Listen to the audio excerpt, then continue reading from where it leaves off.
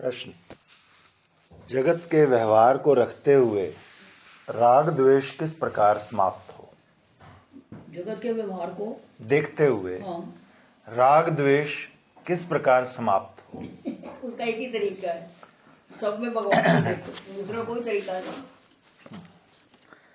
ऐसा है कि जब जगत के व्यवहार में अपनी इच्छा की प्रधानता रखी जाती है कि मैं चाहूं वही हो, पत्नी चाहती है कि जो चाहूं वो पति करे और पति चाहता है मैं जो चाहूं वो पत्नी करे, भाई भाई, पिता पुत्र, मालिक नौकर, सब ऐसा चाहते हैं। अपनी इच्छा को इच्छा समझते हैं, दूसरे की भी कोई इच्छा है इस पर ध्यान नहीं। मैं उनको आज द्रौपदी की बात सुना दी दोनों को। मैं कही इसको बस में करना है तो इसके बस में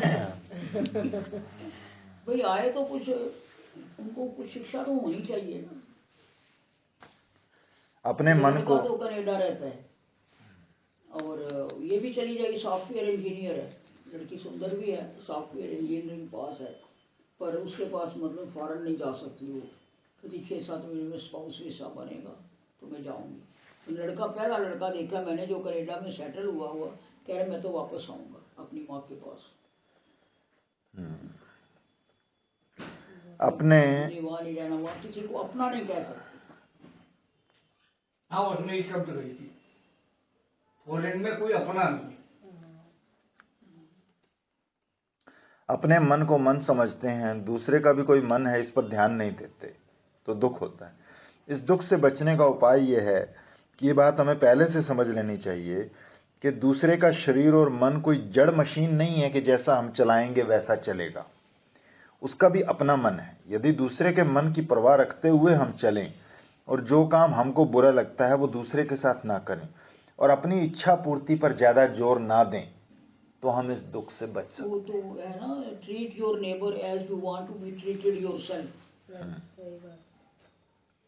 अपनी इच्छा को सर्वश्रेष्ठ न समझकर और बहुत ममता व पक्षपात न करके जो अपने पिता को अच्छे लगे, जो अपनी माता को अच्छा लगे, जो अपने पति को अच्छा लगे, जो पत्नी को अच्छा लगे, जो भाई को अच्छा लगे, सबकी इच्छा का आदर करना चाहिए।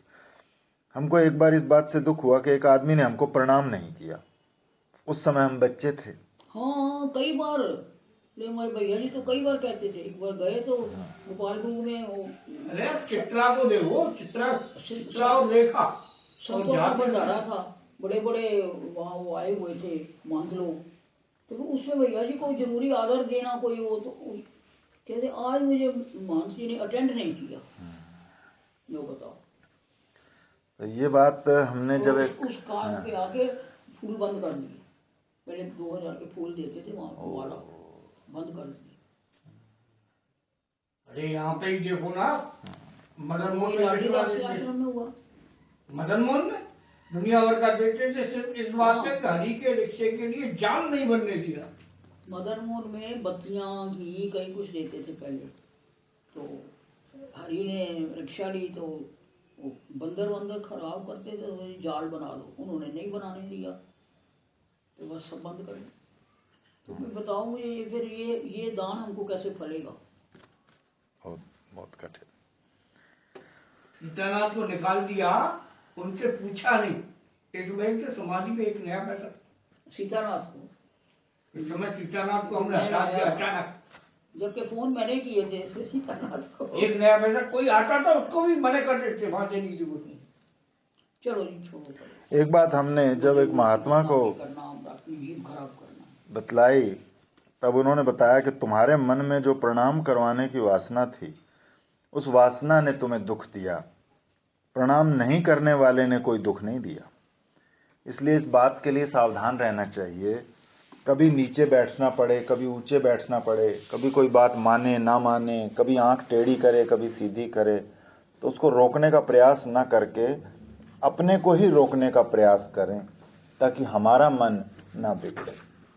एक संत कहा करते थे, जब अपने मन का हो तब साधारण खुशी की बात है कि हमारे मन का हुआ, लेकिन जब अपने मन का ना हो तो विशेष खुशी की बात है क्योंकि वो भगवान के, हमारे प्यारे के मन का हुआ। वही तो रबिया ने कहा ना, हुसैन को जानता नहीं है, ये बुखार थोड़ा ही है, तो हमारे प्रीतम का भेंट है। एक बार कोई काम था जिसके लिए मैं चाहता था कि वो कुछ खास तरीके से हो, पर जब ये बात श्री उड़िया बाबा जी महाराज को मालूम हुई तो उन्होंने मना कर दिया कि वैसे नहीं हो। परंतु इससे मुझे दुख नहीं हुआ, बल्कि मुझे लगा बाबा मुझको कितना अपना समझते हैं। तभी मेरे मन को दबाकर उन्होंने अपने मन के अनुरूप काम किया। अब देखना यह है कि राग द्वेष कहाँ से आता है? गुण दोष से। गुण दोष की पहचान असल में मुश्किल है, पर गुण दोष बाहर नहीं होते। बाहर तो सब ब्रह्म है, सब ईश्वर है, सब माया है, सब प्रकृति है, सब पंचभूत है। हिलना डुलना सब कर्म है, और प्रकृति की दृष्टि से मनुष्य पशु पक्षी सब की जाति बटी हुई है। इसमें तो कोई गुण दोष की पहचान करने लायक है ही नहीं। जिससे हमारा राग होता है, प्रेम होता है, उसके प्रति हमारे मन में गुण बुद्धि होती है, और जिससे हमारा द्वेष होता है उसके प्रति हमारे मन में दोष बुद्धि होती है। ये बात भी उड़िया बाबा जी महाराज ने बताई कि वसंती ही प्रेमणी गुणा न वस्तुनि। अपना बेटा कुछ भी करे, उसके समर्थन की युक्ति अपने मन में निकल आती है। ऐसा इसलिए किया था, ऐसा इसलिए किया, या ऐसा नहीं करता तो क्या करता। और दूसरे का बेटा अच्छा भी काम करे तो उसमें से गलती निकल आती है। बात अपनत्व की है। अगर हम भगवान को अपना मानते हैं और सबके हृदय में वही, अगर ये हमारी धारणा पक्की हो जाए तो कोई गुण दोष का है तो साफ लिखा भागवत में कि जो गाली निकालता है किसी को, वो मेरे को ही गाली निकालता है, क्योंकि मैं ही सबके अंदर में बैठ के ग्रहण करता हूँ। और ये बात बैठनी बड़ी कठिन है, इसका प्रैक्टिस करनी पड़ती है। तो अपने मन में जिससे प्रेम होता है, राग होता है, उसमें अच्छाई दिखती है, और अपने मन में जिससे द्वेष होता है उसमें बुराई दिखती है। इसलिए दुनिया की अच्छाई बुराई को मिटाने के पहले अपने मन में जो राग द्वेष है उसको मिटाना चाहिए। और उसको मिटाने का उपाय यह है कि जब सामने वाला हमको भगवान मालूम पड़े तब तो हमें अपने मन से प्रेम करना चाहिए, और यदि मन को भगवान न मालूम पड़े तो अपने मन को ही बुरा समझना चाहिए। बाहर कोई भला बुला नहीं है, आपका मन ही बुरा भला है। यदि आप अपने मन को सुधारने में सजग रहेंगे तो बहुत जल्दी सुधर जाएगा। बाहर के लोग जैसा कहें, जैसा चाहें, निर्मम भाव से निष्पक्ष अक्रूर रहकर जहाँ तक संभव हो उसका अनुमोदन करना चाहिए, विरोध नहीं करना चाहिए। कोई कहे आगे चलो, आगे चले, कोई कहे पीछे चलो, पीछे चले, नीचे बैठो, ऊपर बैठो। इस देह को लेकर किसी के साथ वैर विरोध नहीं करना चाहिए। आप यदि सावधान रहेंगे तो आपके अंतःकरण में राग द्वेष नहीं आएगा। जब मालूम पड़ता है कि इसने हमको दुख दिया तब उससे द्वेष होता है, और जब मालूम पड़ता है इसने हमें सुख दिया तब उससे राग होता है कर्म के अनुसार। देखो जबकि बात उल्टी है, साफ लिखा हुआ भागवत में, जो किसी को दुख देता है वो उसके पाप हरण करता है। ये मन में बैठ जाए ना तो किसी से द्वेष होगा ही नहीं, बल्कि दुख देने वाले से ज्यादा प्रेम कर हो जाएगा। ये तो मेरे पाप ले जा रहा है। यदि असर पड़ते हैं, मानते तो नहीं। पूर्व जन्म के कर्म भी अपने हृदय में ही रहते हैं और अपना संस्कार बनाकर रहते हैं। वो यदि कहीं दूर होते तो उनको सुधारने में बाधा पड़ती, या उनके आने में देर होती तो उनको सुधारने में बाधा पड़ती, पर उनका तो सारा का सारा खजाना ही अपने दिल में बैठा है। इसलिए यदि अपने हृदय में भगवान की भक्ति आ जाए तो ये क्लेश हारिणी, श्री कृष्णाकर्षणी भक्ति, संपूर्ण अविद्या, अस्मिता, राग द्वेष, अभिनिवेश रूप क्लेश को मिटाने वाली भक्ति, प्रारब्ध को भी नष्ट करने वाली भक्ति यदि हृदय में आ जाए तो आप अपने कर्तव्य का पालन करते चलिए, और जब ज्ञान आवे तब देखिए किसी से राग द्वेष करने योग्य नहीं। हमने देखा है जो पहले दुश्मन होते हैं वो पीछे मित्र हो जाते हैं, और जो पहले मित्र होते हैं वो पीछे दुश्मन हो जाते हैं। अपने पराये, पराये अपने। दुनिया में ऐसी कोई चीज़ है नहीं जिसमें स्थिरता हो। अतः आप सावधान रहकर व्यवहार कीजिए। हमारे पड़ोस के गांव में माधव सिंह नाम के एक सज्जन रहते थे, किसान थे। बहुत बड़ा खेती का काम था। उनके घर में करीब 70-80 आदमी थे। सब बड़े प्रेम से रहते थे, सबकी रसोई एक में बनती। एक दिन उनसे पूछा, बाबूजी आप इतने सब लोगों को संभाल कर कैसे रखते हैं? बोले, बाबा जी जब हम गिनती करके देख लेते हैं कि घर में सब लोगों ने, एक एक बच्चे ने भोजन कर लिया है, तब हम भोजन करते हैं। हमें भोजन करने में कभी 4 बजते हैं, कभी 5, लेकिन जब तक सब नहीं खा लेते तब तक हम नहीं खाते। और सबके कपड़ों का ख्याल हम रखते हैं। जो सबसे छोटा है उसके कपड़ों का ख्याल सबसे पहले रखते हैं। प्रतिदिन सबसे कुशल मंगल पूछते हैं। इस तरह जो व्यवहार में सजग रहता है वो व्यवहार में रहते हुए भी राग द्वेष से मुक्त रह सकता है। एक बात और सुनाते हैं। पहले वैसे एक सज्जन ये बात सुनकर बहुत चिढ़ गए थे, पर भागवत में लिखी हुई बात है इसलिए आपको सुना देते हैं। भागवत के 7वें स्कंद के 14वें और 15वें अध्याय में ये बात कही है। पहला, अपने पसीने से जो पैदा होता है वो और दूसरे के पसीने से जो पैदा होता है वो दोनों एक ही हैं। यदि दोनों को आदर की दृष्टि से देखोगे तो दोनों मिलकर रहेंगे। दूसरा, दुनिया में आपका कितना है, जितना आपका पेट के भीतर जाता है वो आपके हक का है। जितना आपके पेट में अंदर जाता है वो आपके हक का है, वो आपको जो मिलेगा। जरूर से ज्यादा खाता है वो चोर है, और जरूर से ज्यादा संग्रह करता है वो भी चोर है, क्योंकि वो दूसरों का खा रहा है। बोले बाकी तो आपके हक का है नहीं, इसका पता नहीं है। जबलपुर में एक सज्जन को 400 रुपए के नोट मिले। उसको उन्होंने लोहे के डब्बे में रख कर गाड़ दिया। 4 महीने के बाद जब निकाला तो नोटों की जगह पानी निकला। तो भाई मेरे, जितना तुम्हारे पेट में जाता है उतना तुम्हारे हक का है, जो बाहर है वो तुम्हारे हक का है ही नहीं, इसका कुछ पता नहीं। पहली बात ये बताई कि अपने बेटे और दूसरे के बेटे सब एक हैं। तीसरी बात जो बताई कि आपके घर में कोई अतिथि आ जाए तो उसकी सेवा आप स्वयं भी कीजिए और अपनी पत्नी को भी उसकी सेवा में लगाइए, क्योंकि पत्नी से इतनी अधिक ममता होती है कि आदमी उसके लिए माँ बाप गुरु से द्वेष तो कर ही लेता है, स्वयं मरने को भी तैयार रहता है। तो जिससे ज़्यादा ममता होती है उसको सेवा में लगाकर ममता को शिथिल करना चाहिए। तो भागवत में ऊपर लिखी तीनों बातें इसी प्रश्न कि घर गृहस्थी में रहते हुए हम अपने जीवन से राग द्वेष कैसे मिटा सकते हैं और जीवन मुक्ति का विलक्षण सुख कैसे प्राप्त कर सकते हैं, उसके उत्तर में कही गई है। कि उसमें लिखा कि दत्तात्रेय और प्रहलाद के संवाद को सुनकर राजा युधिष्ठिर ने प्रश्न किया, नारद जी ने ऊपर लिखी बातें उत्तर में कही थी। इस प्रसंग में एक छोटी सी बात और सुनाते हैं। 2 भाई थे, दोनों का आपस में प्रेम था, व्यापार भी साथ था, दोनों का रहना खाना भी साथ था, दोनों को बच्चे थे। एक छोटे भाई बाजार गए, लौटे तो अपने हाथ में बच्चों के लिए 2 आम लेकर आए। बच्चे दौड़े, चाचा जी आम, बाबूजी आम। चाचा ने क्या किया कि जो छोटा आम था वो हाथ घुमाकर अपने बड़े भाई के बच्चे को दे दिया, और जो बड़ा आम था वो हाथ घुमाकर अपने बच्चे को दे दिया। बड़े भाई ने ये देखा, कुछ कहा नहीं। उससे वो कहेगा चलो आज बिजनेस डिवाइड कर लो, मेरे ख्याल ये आगे वही आएगा। खूब प्रेम से हर दिन की तरह सब ने खाना खाया।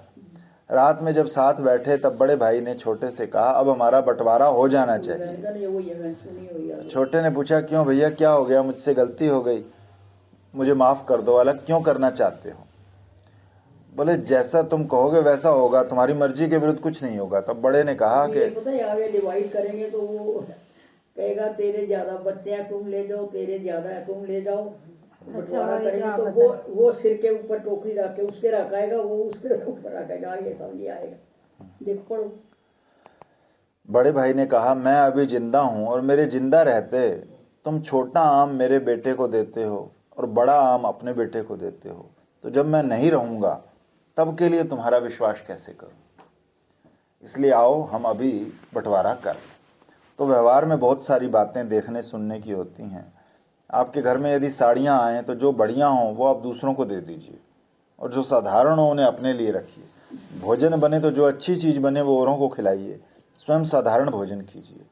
ये बहुत मामूली मामूली बात आपको सुनाते हैं, क्योंकि आजकल स्वार्थ का बोलबाला है, शायद इससे कुछ असर पड़े। इंद्रियों पर कैसे काबू पाया जाए? ये बंटवारे वाली बात जो है ना, इसमें एक और कार्य है कि हमेशा वो इकट्ठी रोटी खाते थे। तो एक दिन जो बड़ी छोटी थी ना, उसने अपने पति को पहले परोस दी, बड़ा आया नहीं था अभी। तो बड़े भाई ने कहा कि अब हम बंटवारा कर लें, क्योंकि मेरे बिना कैसे भाभी ने परोस दिया उसको। तो जब बंटवारा किया तो वो कहे तुम इतनी लो, वो कहे तुम इतनी लो, कोई मन मुटाव तो था नहीं। तो जैसा हुआ कर लिया। तो रात को वो एक सोचता है कि उसके अनाज जो है ज़्यादा लगता है, वो सिर पर उठा के उसके रख आया और वो सिर पर उठा के उसके रख आया। ऐसे ये कहानी है। चरक संहिता में मनुष्य जीवन के निर्माण में 7 कारण बताए गए हैं। नाना नानी के, दादा दादी के, माँ बाप के और पूर्व जन्म के, इन चारों का, और इनके अलावा गर्भावस्था में जैसे माँ रहती है उसका, और बड़े होने पर हमारा रहन सहन और खान पान कैसा रहता है उसका असर भी हम पर होता है। यदि कोई सदाचारी का पुत्र होगा तो उसको अपनी इंद्रियों के संयम में कोई कठिनाई नहीं होगी, जबकि कोई व्यभिचारी का पुत्र होगा तो उसको अपनी इंद्रियों के संयम में बहुत कठिनाई होगी। इसलिए इंद्रियां बचपन से ही संवारी जाएं तो बहुत बढ़िया रहता है। धर्म के संस्कार डालने पड़ते हैं। प्राकृत संस्कार स्वभाव से जीवन में आ जाते हैं। जैसे शरीर में बालों का उगना, कहीं उगे और कहीं ना उगे तो ये प्राकृत विकार होता है, उसको ठीक करना पड़ता है। एक दिन मैं काशी में महोपाध्याय लक्ष्मण शास्त्री द्राविड़ के घर गया।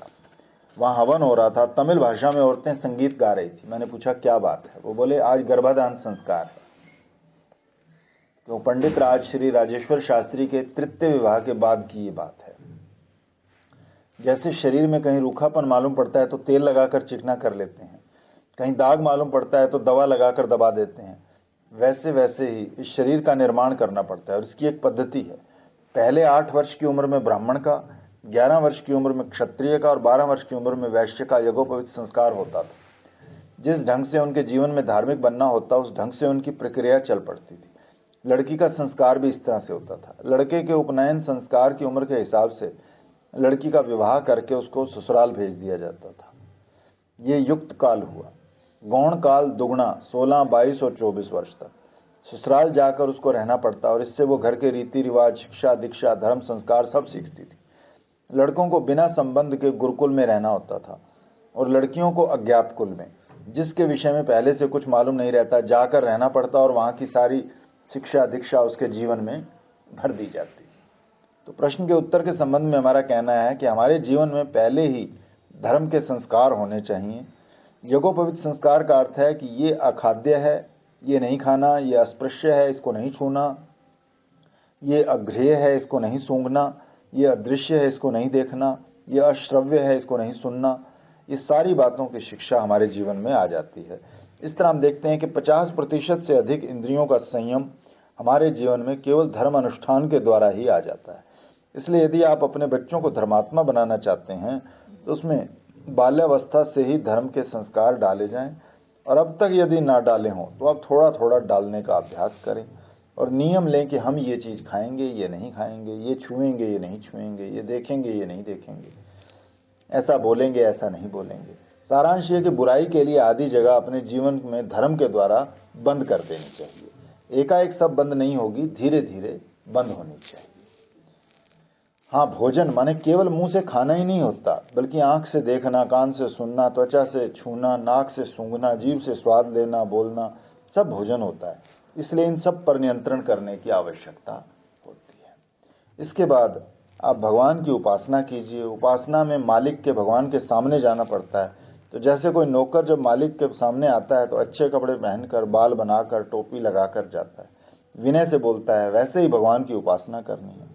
उपासना माने उपवास और आसना, बैठना, भगवान के पास बैठना। तो जब भगवान के पास जाकर बैठना है, उनकी ओर देखना है, उनको हाथ जोड़ना है, तो शांत चित्त से स्थिर होकर बैठिए। मालिक के सामने नौकर यदि अपने पांव हाथ हिलाता रहे तो मालिक को कैसा लगेगा? मालिक के सामने यदि बकबक करे तो मालिक को कैसा लगेगा? बात करे मालिक से और देखे दूसरे को तो मालिक को कैसा लगेगा? ठीक यही बात भगवान की उपासना में है। भगवान की उपासना के समय भगवान को ही देखिए, उनसे ही बात कीजिए, उनके सामने हाथ पांव स्थिर रखिए और कायदे से बैठिए। और यदि आप भगवान को दिखा दिखा कर ही अवगुण प्रकट करेंगे, भगवान के देखते देखते यदि हम बुरा काम करेंगे तो भगवान को कैसे अच्छे लग सकते हैं? उपासना में इतनी सामर्थ्य है कि उपासना के द्वारा ही आपकी इंद्रियां संयम में हो जाएंगी। जब वो देखेंगी आप भगवान के सामने व्यवहार कर रहे हैं तब वो काबू में रहने लग जाएंगी। इसलिए ईश्वर की तो लीजिए कृपा, प्रेरणा, शक्ति, और उनके उत्तराधिकारी के रूप में इंद्रियों को फटकार दीजिए और कह दीजिए अब हम तुम्हारे काबू में आने वाले नहीं। ललकार दीजिए संसार के विषयों को, वो आपकी इंद्रियों में छिद्र नहीं कर सकेंगे। उपासना करते करते जब एकमात्र भगवान ही इंद्रियों के विषय रह जाते हैं यदि निरोध दशा आ जाए तो सब ठप पड़ जाए और इंद्रियों का संयम पूरा हो जाए। धारणा, ध्यान, समाधि तीनों भगवान में लग जाएंगे और आपका मन भगवताकार हो जाएगा। यदि अंतःकरण शुद्ध होने से जिज्ञासा जग गई, जिज्ञासा माने जानने की इच्छा जग गई कि भगवान क्या है, मैं क्या हूँ, दोनों एक हैं कि अनेक, तो आपको तत्व ज्ञान हो जाएगा। फिर तो संयम आपके पीछे पीछे चलेगा। लोग कहेंगे महाराज मेरी ओर थोड़ा देखिए, और आप कहेंगे अच्छा आप कौन हैं, और देख लिया और बस। एक महात्मा थे, उनसे यदि कोई कहता महाराज जरा देखिए, तब वो अपनी उंगली से अपनी भौहों को पकड़कर पलकों को उठाते और तब देखते। एक हंसी की बात आपको सुनाता हूँ। एक महात्मा थे, करीब 110 वर्ष की उनकी उम्र हो गई। हमेशा लेटे हुए रहते, ना किसी की ओर देखते ना बोलते। वैसे उनके कान आंख सब ठीक थे, बोली भी ठीक थी, बस आंख बंद किए पड़े रहते थे। जब कोई जाता तब भी आंख नहीं खोलते। तब उनके शिष्य राम सुंदर दास जी कहते महाराज ब्याह करने वाले आए हैं, लड़की वाले आए हैं। वो कहते अच्छा, पर अब हमसे कौन ब्याह करेगा? तो वो कहते नहीं महाराज लड़की बढ़िया है, आपसे ब्याह करने को तैयार है। तो ये सुनकर आंख खोलकर देख लेते और फिर बंद कर लेते। तो एक महात्मा थे, ग्वालियर के पास मुरैना नामक जगह है, तो वहाँ वो भी हमेशा लेटे रहते, किसी से बोलते नहीं, किसी की ओर देखते नहीं। पर उनके पास यदि जाकर बोलते महाराज हाथ मिलाइए, तो झट अपना हाथ ऊपर कर देते और हाथ मिला लेते। हाथ मिलाते पर देखते नहीं। तो इंद्रियों की ये दशा हो जाती है कि वो कभी कभार अपने मन में देखती हैं, तो देखती हैं, नहीं तो पूर्ण रूप से संयमित हो जाती है। आप निराश ना हो, उदास ना हो, हताश ना हो। भगवान की शक्ति आपके साथ है, आपके स्वरूप में भगवान है, अंतर्यामी रूप से आपके हृदय में भगवान है। आप पर भगवान की कृपा बरस रही है। आप चाहेंगे तो इंद्रियों का संयम चाहने मात्र से, ये चाह ही तो इंद्रियों को चंचल करती है, आपकी इंद्रियां शांत हो जाएंगी। वैसे कुछ नियम ले लीजिए कि ये खाएंगे ये नहीं खाएंगे, इतना खाएंगे, ये सुनेंगे ये नहीं सुनेंगे। श्री हरि बाबा जी के पास यदि कोई किसी की निंदा करता तो वो कहते जाओ जाओ, हमारा मन क्यों खराब करते हो। आप भी प्रयत्न पूर्वक दूसरों की चर्चा ना कर ईश्वर की चर्चा करें, अपनी इंद्रियों पर केवल ध्यान रखें और चाहें कि वो कुमार्ग पर ना जाएं। बस इतने से ही वश में हो जाएंगी और नियमित हो जाएंगी। अगला प्रश्न, वृंदावन धाम की क्या महिमा है? हमारा मन वृंदावन धाम बन जाए, इसका उपाय बताइए। देखो भाई, लोग और शास्त्र सब चाहते हैं, भगवान देश काल वस्तु से परे हैं, उनमें पूर्व पश्चिम उत्तर दक्षिण भी नहीं है, ये सब हम लोगों में है। आप जानते हैं, आप सामने नीचे बैठते हैं, हम ऊपर बैठे हैं, यानी हम आपसे ऊपर हुए, पर हमसे भी ऊपर तंबू तना हुआ है, इसलिए वो तो हमसे भी ऊपर हो गया। यानी मैं को बीच में रख कर ही हम ऊपर नीचे उत्तर दक्षिण पूर्व पश्चिम बनाते हैं। तो भगवान के आगे पीछे ऊपर नीचे कुछ नहीं है। भगवान में भूत और भविष्य भी नहीं बनते, क्योंकि उनकी दृष्टि इतनी महान है कि वो भूत और भविष्य को काटती ही नहीं। यानी भगवान में काल नहीं बनता, असल में हमारा मैं ही भूत और भविष्य काल बनाता है। अब रही वस्तु की, तो जैसे हम एक मिट्टी का डला बनाकर बैठे हैं, वैसे ही दूसरे भी बहुत मिट्टी के डले बनाकर बैठे हैं, परंतु ये भेद भी भगवान में नहीं है। वो एक देश में रहने वाली नहीं, एक काल में रहने वाले नहीं, एक मिट्टी के डले के समान नहीं है। इसलिए हमें भक्ति करने के लिए भगवान को अपना जैसा करके अपने घर में बुलाना पड़ता है। तब शालिग्राम की शिला गढ़ी हुई मूर्ति, नर्मदेश्वर या शिव एक वस्तु के रूप में हम भगवान की सेवा पूजा करते हैं। और सब समय भगवान की पूजा नहीं कर सकते, इसलिए प्रातः काल, जन्माष्टमी, रामनवमी, शिवरात्रि आदि किसी किसी एक काल की पूजा करते हैं। फिर सब जगह भगवान की पूजा नहीं कर सकते, इसलिए किसी एक स्थान में भगवान की पूजा करते हैं। श्री शिव जी की पूजा करनी हो तो काशी, रामचंद्र जी की अयोध्या, राधा कृष्ण की वृंदावन, इन दिव्य धामों का वर्णन शास्त्र में आता है, और जो शास्त्रोक्त धाम हैं वही धाम कहलाते भी हैं। हाँ, यदि कोई बात बहुत ही प्रचंड, शक्तिशाली, निग्रह, अनुग्रह, समर्थ, सर्वज्ञ, सर्वशक्ति महात्मा हो तो वो भी नया धाम बना सकता है। वृंदावन धाम भगवान का दिव्य धाम है। इसके लिए लोगों का भाव है, ये धाम साक्षात ब्रह्म रूप है, ये सत्य है माने अविनाशी है, चित्त है माने चिन्मय है, और आनंद मानो इसमें रस ही रस है। ऐसा वृंदावन धाम जिसमें प्रवेश करते ही सब प्राणी चिन्मय हो जाते हैं।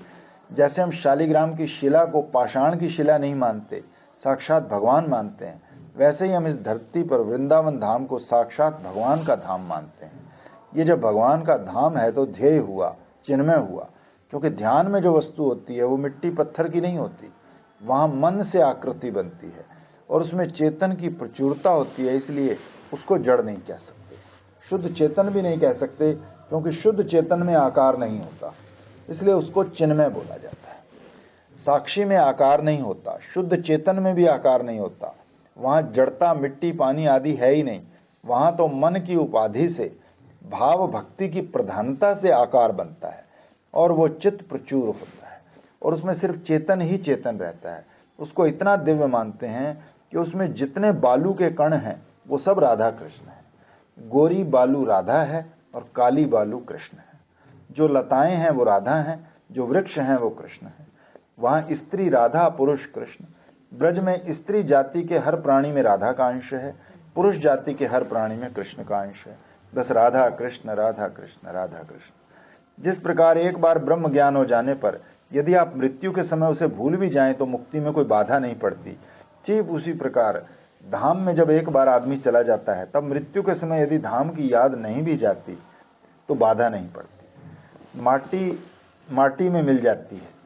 इस तरह हम देखते हैं ब्रह्म के जितने भी गुण हैं वो सब के सब धाम में भरपूर हैं। धाम कई प्रकार के हैं, व्यापक धाम, भावात्मक धाम और दृश्य धाम। वृंदावन धाम राधा कृष्ण के प्रेम की राजधानी है। यहाँ वृक्ष भी ऐसे होते हैं जो भगवान की सेवा पूजा में लगे रहते हैं। यहाँ का एक एक वृक्ष कल्प वृक्ष है, एक एक गाय कामधेनु है, एक एक कंकण पत्थर चिंतामणि है। यहाँ तो बस भाव में मग्न रहना चाहिए कि हम भगवान के धाम में हैं। भाव ही यहाँ मुख्य होता है।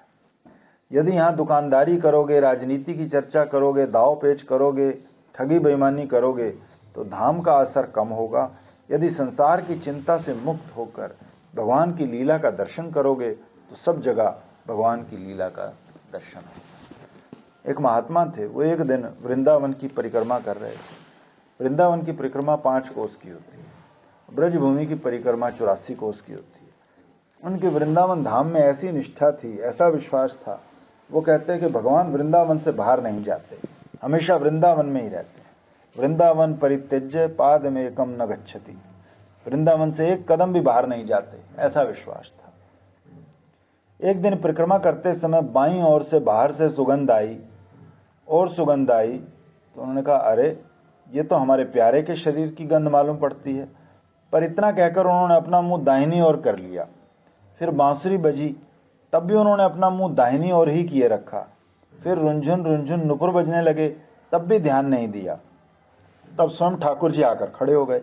अब उनका मन बहुत मचला कि ठाकुर जी का दर्शन करें, पर उन्होंने अपने मन से कहा, रे मन वृंदा विपिन निहार, यद्यपि मिले कोटि चिंतामणि तौ न हाथ पसार। हे मेरे मन, तू वृंदावन की ओर देख, कोई करोड़ चिंतामणि दे तब भी उसकी ओर देखने की जरूरत नहीं है। विपिन राज सीमा के बाहर हरिहु को ना निहार, रे मन वृंदा विपिन निहार।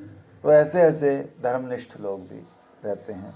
निष्ठा के कई भेद होते हैं, धाम निष्ठा, नाम निष्ठा, रूप निष्ठा, लीला निष्ठा, वंशी ध्वनि निष्ठा, राधा रानी व गोपी जन में निष्ठा, ब्रज की रज में निष्ठा।